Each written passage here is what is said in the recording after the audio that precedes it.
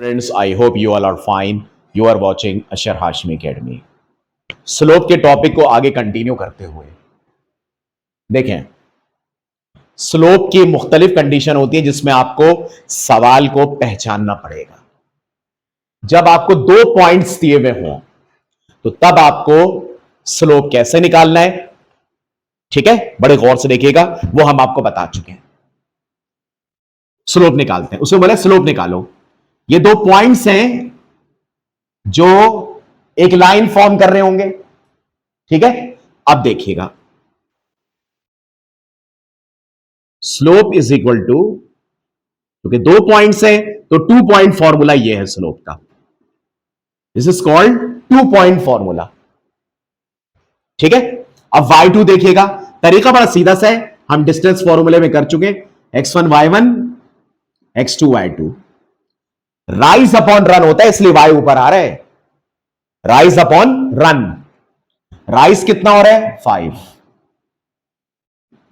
y1 5, 3 - 1 ये बना 0/2, तो m इक्वल टू 0। मतलब स्लोप है ही नहीं, वो सिर्फ रन कर रही है। जब राइज 0 आ जाए, जब राइज 0 आ जाए मतलब राइज हो ही नहीं रहा, तो अब सिर्फ सीधे रास्ते पर जा रही है, ढलान पर नहीं चढ़ रही। तो ये आपका स्लोप जाहिर कर रहा है कि सिर्फ इसमें रन मौजूद है एंड नो राइज, ठीक है। अब इस सवाल की तरफ आते हैं, देखते हैं इसमें क्या होता है। m इज इक्वल टू, फिर वही y2 - y1, ये 2 पॉइंट फॉर्मूला है। फिर कह रहा हूं मैं, ये स्लोप का 2 पॉइंट फॉर्मूला कहलाता है ये y2। अब तो आप जान ही गए होंगे, y2 - y1 मतलब राइज वाला हिस्सा, और x2 - x1। अब देखिएगा, ये बनेगा -12/3, 3 1 = 3, 3 4 = 12। इसमें स्लोप नेगेटिव आ गया है। इसका क्या मतलब हुआ कि गाड़ी नीचे से ऊपर आ रही है, ऊपर से नीचे की तरफ आ रही है, ऐसे आ रही है। क्योंकि जब ऊपर से नीचे आएगी तभी तो डिक्लाइनेशन होगा, उस सूरत में स्लोप कम हो रहा होगा, स्लोप कम हो रहा होगा, राइज से डिस्टेंस कम हो रहा होगा, तो स्लोप नेगेटिव आ गया। इसका मतलब है कि ये होगी अप टू डाउन। तो ये मैंने आपके सामने दो बेसिक फॉर्मूले करा दिए। ये स्लोप का 2 पॉइंट फॉर्मूला कहलाता है, जो मैंने आपके सामने लिखा और जिसको मैंने डिफाइन किया। Now let's move to other part. अच्छा, अब देखिएगा,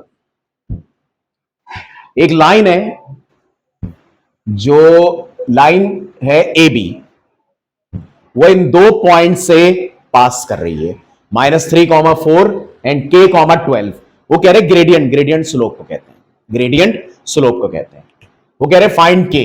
अब आप बड़े गौर से देख ले कि क्या आपको दो पॉइंट दिए हुए हैं, एक ये रहा, एक ये रहा, तो समझ जाए वही फॉर्मूला लगेगा, 2 point formula of the slope, y2 - y1 upon x2 - x1। इसको हम x1 y1 ले लेते हैं और इसको हम x2 y2 ले लेते हैं। अब देखिएगा, m की जगह कौन आएगा, ग्रेडियंट स्लोप, तो ये क्या आ गया, 4 = y2 12 -4 अपॉन k माइनस, ये रहा वो माइनस जो मैंने ये लगाया है, x1 माइनस माइनस प्लस, ये मैं डायरेक्ट कर देता हूं, +3 क्रॉस मल्टीप्लाई कर दें, 4 k + 3 ब्रैकेट में कर दें = 8। 4k, 4 3 = 12, 12 को उधर ले जाएं, 8 - 12 -4, k की वैल्यू क्या आ गई, -4/4 1। आपको मालूम है कि यह बताना क्या चाह रहा है, अगर मैं अब वापस k की जगह -1 रखूंगा, क्या रखूंगा, -1, तो मुझे यही स्लोप मिल जाएगा। तो इसका जो स्लोप है वो 4, मतलब कि ये नीचे से ऊपर की तरफ जा रही है क्योंकि स्लोप प्लस में है। तो के की वैल्यू आ गई आपके पास -1। ठीक है, अब हम इसके बाद नेक्स्ट क्वेश्चन की तरफ मूव करते हैं, जिसमें आप मजीद एक आध दो पार्ट देखेंगे, फिर मैं आपको स्लोप इंटरसेप्ट फॉर्म की तरफ लेकर आऊंगा। अच्छा देखिए, ये जो एक बड़ा इंपॉर्टेंट सवाल है, ये है कि मिसाल के तौर पे एक गोल्फर है, गोल्फ खेल रहा है, उसने गोल्फ की बॉल जो है वो हिट की, उस वक्त पॉइंट था 5 और 3, यानी वो एक्स एक्सिस पे 5 पर था और 3 एक्सिस पे 3 पे वाई एक्सिस पे था। थोड़ा सा ऊंचा होगा, थोड़ा ऊंचा बन रहा होगा, लेकिन किसी पॉइंट पर मौजूद है। उन्होंने एक पॉइंट इमेजिन किया है 5 और 3। आप इसको यूं समझें कि जैसे अगर मैं ये बनाऊं तो वो यहां कहीं मौजूद है, तो उसका जो एक्स वाला पॉइंट है वो 5 पे आ रहा है और जो उसका वाई वाला पॉइंट है वो 3। यहां से उसने बॉल फेंकी, इस तरह मारते ना गोल्फ की स्टिक से। ठीक है, अब जब वो ऊंची गई तो वो एक ऊंची जगह पर चली गई और जाके बॉल गिर गई। जिस जगह वो गई वहां पे एक्स था 12 और उसी सीध में जो वाई था वो 10 था। तो वो ये कहना चाह रहे हैं कि ये कितना इसका स्लोप बना, यानी जहां से बॉल फेंकी और जहां बॉल जाके गिरी वहां पे उसका स्लोप बताइए। अब आप ये देख ले, मैं इसको हटा देता हूं, जब मैंने यही बना दिया है x1 y1 x2 y2। ठीक है, अच्छा अब स्लोप देखिएगा, क्योंकि 2 पॉइंट फॉर्म है, इसे 2 पॉइंट फॉर्मूला मैं स्लोप का आपके सामने लिख रहा हूं। x2 minus x1, y2 minus y1 10 minus 3, x2 minus x1 12 minus 5। अब आप ये देखें 7/7, इसका स्लोप क्या हो गया 1। आपको पता है इसका क्या मतलब है? अगर मैं इसका इंक्लाइनेशन निकालता हूं, इंक्लाइनेशन, इंक्लाइनेशन यही होता है ना, tan theta is equal to y2 minus y1 upon x2 minus x1। तो इसका मतलब यह हुआ कि ये tan थीटा असल में स्लोप होता है। ये इंक्लाइनेशन एंगल जो होता है ना, असल में वो स्लोप का होता है। तो अगर आप देखें कि स्लोप 1 है तो theta is equal to tan inverse m यानी 1। tan के 1 पे, tan जिस एंगल पे आंसर 1 दे रहा है उस पे थीटा कितना डिग्री होता है 45 डिग्री। मतलब गोल्फर ने 45 डिग्री पर बॉल को हिट किया। तो आप ये समझेंगे अगर मैं इसको पूरा इस तरह करता हूं तो ये राइज हुआ ना, तभी तो स्लोप इसका पॉजिटिव आ रहा है। तो असल में वो ये 45 डिग्री बना रहा था। तो मैंने आपको 2 point formula of the slope के लिहाज से बहुत सारी चीजें बता दी। ठीक है, now let's move to slope intercept form. अच्छा, अब आप इसमें एक बात ये देखिएगा कि मैंने आपको 2 पॉइंट फॉर्म का स्लोप का बता दिया। अब ये कहलाती है स्लोप इंटरसेप्ट फॉर्म। ये इंटरसेप्ट का मतलब होता है रुकावट। मिसाल के तौर पे ये देखिएगा, ये x है, ये y है। अब इसमें गाड़ी के नीचे उतरने ऊपर चढ़ने का कोई चक्कर ऐसा खास नहीं है। मिसाल के तौर पे मैं यहां मार्क कर देता हूं 1 2 3 एंड 4, यहां मार्क कर देता हूं 1 2 एंड 3। ठीक है, अब देखिएगा स्लोप इंटरसेप्ट फॉर्म ये है y equal to m x plus c. इसमें m जो है वो स्लोप है, c जो है वो y इंटरसेप्ट कहलाएगा। ये y इंटरसेप्ट कब कहलाएगा? जब y अकेला होगा। अगर y वाला अल्फाबेट अकेला हुआ तो ये c कहलाएगा y इंटरसेप्ट, और अगर x अकेला होगा तो ये कहलाएगा x इंटरसेप्ट। अब मैं आपको एक बात बताता हूं, मिसाल के तौर पे ये यूं गुजरते हुए जा रही है, इससे गर्ज नहीं है वो नीचे उतर रही है ऊपर चढ़ रही है। एक बात बताइए, वाई अकेला है, ये वाई के किस पॉइंट से गुजर रही है? 3। मतलब कि जब लाइन ने मूवमेंट शुरू की यूं या यूं, ठीक है, वैसे तो ये यूं जा रही है, हमेशा नीचे उतर रही होती है, ठीक है, और अगर ये यूं भी जा सकती है, ऐसी कोई बात नहीं है। एक बात बताइए, वाई के कौन से पॉइंट पे आके रुकावट डाल रही है? 3 पर, तो ये सी जो है वो 3 होगा, ठीक है। और स्लोप तो राइज अपॉन रन का जो चक्कर अलग ही है, वो तो वैल्यू जब पता होगी तो हम कर ही लेंगे उसमें, तो ठीक है ना। तो ये जो सी होगा वो 3 होगा, क्योंकि वाई के 3 पर रुकावट आ रही है। सर वाई क्यों देख रहे हैं? क्योंकि वाई यहां अकेला होगा, तो ये सी कहलाएगा वाई इंटरसेप्ट, मतलब सी के 3 पर रुकावट आ रही होगी। समझ गए इस बात को? अब मिसाल के तौर पे मैं आपको एक दो सवाल करवाता हूं। अगर किसी ने लिखा ये, तो आपको स्लोप वगैरह निकालने के लिए, वाई इंटरसेप्ट निकालने के लिए पहले अपने सवाल को इस शक्ल में लाना होगा, y equal to m x plus c, यानी y को तनहा करना पड़ेगा। तो y को तनहा करने का तरीका 3y ऐसे रखें। आप देखिए यहां पे x वाला हिस्सा पहले आ रहा है, कांस्टेंट बाद में आ रहा है, या कांस्टेंट 5 होगा, मैं लिखूंगा -2x प्लस 5। अरेंजमेंट इसके मुताबिक करनी होगी, तभी आप स्लोप और y इंटरसेप्ट बता सकते हैं। अब इधर 2 पॉइंट फॉर्म नहीं यूज होगी, ठीक है, ये स्लोप इंटरसेप्ट फॉर्म कहलाती है। अब y देखिएगा कैसे होगा, जब ये 3y से हट के नीचे जाएगा तो ये इसके नीचे भी आ जाएगा और इसके नीचे भी आ जाएगा।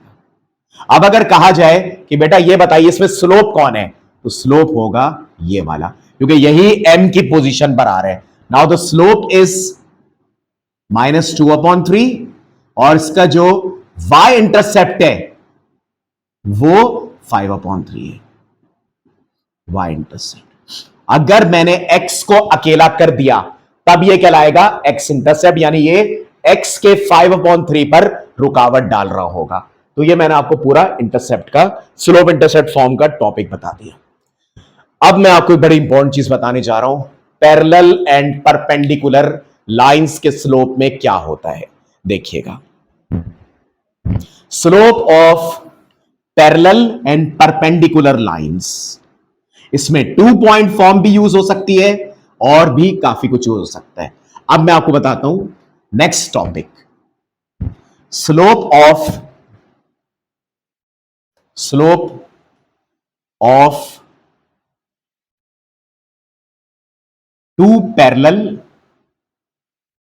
या 2 हटा दें, ऑफ पैरेलल, जब एक से ज्यादा ही होंगे ना, एंड परपेंडिकुलर लाइंस।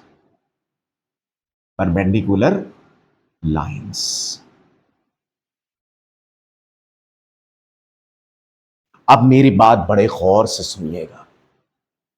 देखें, अगर मिसाल के तौर पे मैं पहली लाइन का स्लोप निकालता हूं और वो वही आता है जो दूसरी लाइन का स्लोप होता है, तो तब हम बोलेंगे 2 लाइंस आर पैरेलल।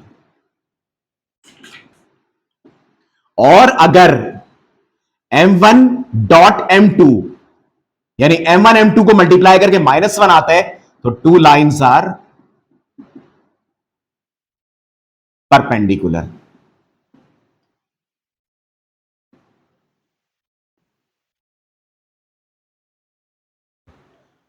इस पर एक दो शॉर्ट एक्सरसाइज करते हैं, ठीक है, या पहले मैं आपके सामने एक सवाल ले लेता हूं। मिसाल के तौर पे एक बनी बनाई इक्वेशन है, एक लाइन है जिसकी इक्वेशन है 2/3x - 5, एक लाइन है जिसकी इक्वेशन है 2/3x प्लस 15/7। इसका स्लोप बताइए पहली लाइन का। स्लोप m वही होता है ना जो x के साथ होता है, इसका स्लोप क्या है 2/3, इसका भी स्लोप क्या है 2/3। इसका मतलब है ये दोनों लाइनें आपस में पैरेलल होंगी। अब वो हमें नहीं पता कि कैसे जा रही हैं, वो यूं जा सकती हैं, वो ऐसे भी जा सकती हैं, और भी डायरेक्शन से जा सकती हैं, क्योंकि दोनों का स्लोप एक है तो लाइंस आर पैरेलल। और अगर दोनों का स्लोप एक ना हो, तो लाइंस आर परपेंडिकुलर। अब मैं आपको 2-3 क्वेश्चंस इसके करवाए, तो एक तो करवा दिया, मैं आपको और क्वेश्चंस करवाता हूं। आप देखिएगा, I will consider a book जो बहुत एडवांस है, ये लाहौर के कैंटब पब्लिशर्स की है, ठीक है। ये बड़ी कारामद किताब है, तो मैं इसमें से सवाल ले लेता हूं। मिसाल के तौर पर मैं आपके सामने सवाल ये बोलता हूं कि 2 लाइनें पैरेलल है, परपेंडिकुलर है, या दोनों में से कोई भी नहीं है, तो मैं इसके जरा आपके सामने 2 सवालात अभी लिख के दिखाता हूं। मिसाल के तौर पे एक सवाल लेते हैं,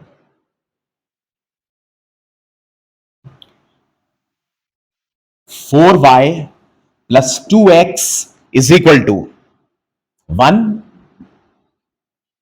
और दूसरी है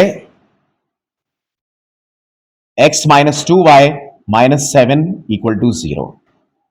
एक और सवाल ले लेते हैं। मिसाल के तौर पे आप 3x plus y minus 3 equal to 0, और दूसरी इक्वेशन है 4x plus 2y plus 5 equal to 0। इसका कुछ मिसलेनियस सवाल होंगे जो हम अगले एक्सरसाइज में करेंगे, अगले पार्ट में। ये देखें, इसका m1 निकालते हैं, लेकिन पहले आपको हर हाल में y को अकेला करना पड़ेगा। ये देखें, मैं डायरेक्ट ही कर देता हूं, अब तो आप करना जान ही गए। 2x को वहां ले जाएं और 4 को नीचे ले आए, इन दोनों के 2 1 2 2 2 4। इसका स्लोप क्या आ रहा है? m1 माइनस हाफ, क्योंकि स्लोप वही होता है ना जो x के साथ होता है। अब दूसरे की बारी है, दूसरे का देखिएगा, 2y equal to x minus 7, मतलब y is equal to 1/2x minus 7/2। इसका स्लोप क्या आ रहा है? हाफ। ये दोनों लाइनें पैरेलल नहीं है, क्योंकि एक का स्लोप जो है वो आ रहा है आपके पास माइनस हाफ, और दूसरे का स्लोप आ रहा है 1/2। पता ये लगाते हैं कि क्या इन दोनों का आंसर -1 आ रहा है या नहीं। तो पहले इसको एक नजर चेक कर लेते हैं। -2x प्लस 1, y नीचे चला गया, माइनस हाफ इसका आ गया, 2y वहां चला गया, x माइनस 7 इधर रहा, फिर 2 नीचे आके डिवाइड हो गया। अब मैं जरा अगर दोनों को मल्टीप्लाई करूं, तो अगर ये दोनों बराबर नहीं है तो ये पैरेलल तो है ही नहीं। इन दोनों को मल्टीप्लाई करके -1 आ रहा है, हाफ इंटू -1 -1/4 होता है। इसका मतलब है they are neither parallel nor perpendicular. ये मैंने डायरेक्ट लिख दिया। अब हम इसकी बात करते हैं। y is equal to -3x plus 3, तो उसमें स्लोप कितना हो गया? -3। इधर बात करते हैं, y is equal to -4x minus 5, इसके नीचे 2 आ गया, इसके नीचे 2 आ गया, तो यह बनता है -2x माइनस 5/2। इसमें स्लोप क्या आ गया? -2। अब दोनों के स्लोप बराबर नहीं है, तो यह भी नाइदर पैरेलल नॉर परपेंडिकुलर है। ठीक है, तो ये मैंने आपके सामने एक चीज बता दी, और ये जो है वो हमारी एक्सरसाइज यहां के कंप्लीट हो जाती है। अब इसके बाद हम आगे एडवांस सवालात करेंगे। वीडियो अच्छी लगे तो लाइक एंड सब्सक्राइब जरूर कीजिएगा। अल्लाह हाफिज।